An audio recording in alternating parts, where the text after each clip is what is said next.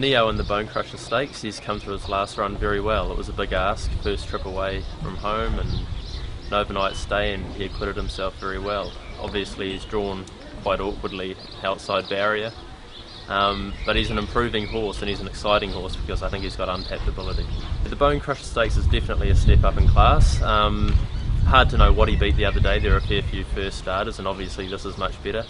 Probably not the best Bonecrusher Stakes field we've ever seen, so I think, given that, he's going to be competitive.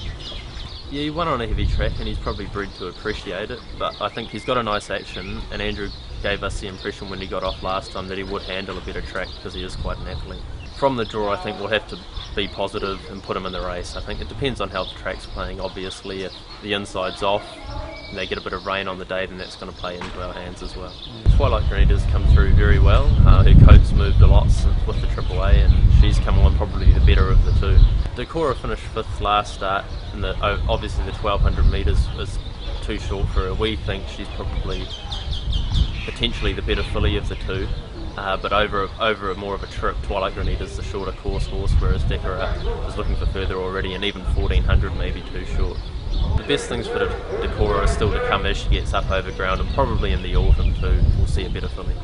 Twlight Granita always puts her best in, and not any sort of track suitable. She's honest on whatever sort of ground, and I think the more she does now the better, because she's quite mature and forward, and she's probably got a bit of a leg up over some of the other fillies at this stage of the year.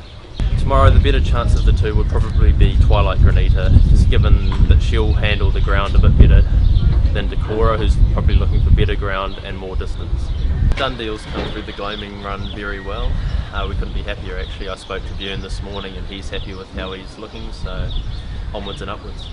Dundeel's program for the next couple of starts, he'll head to the Spring Champion Stakes Saturday week, where he meets the smart Gay Waterhouse colt Prazier, so it looks a bit of a match race at this stage between the two of them. Obviously Prazier's well fancied, he's odds on, so we're about a $6 or $7 chance, but I think there's not that much between the two of them.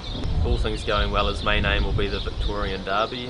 We don't want to change our plan too much. That was always the ultimate goal for him, so while he keeps winning, that's going to be the plan, and he'll have obviously this run in the Spring Champion, a lead up down in Melbourne, and then into the Vic Derby.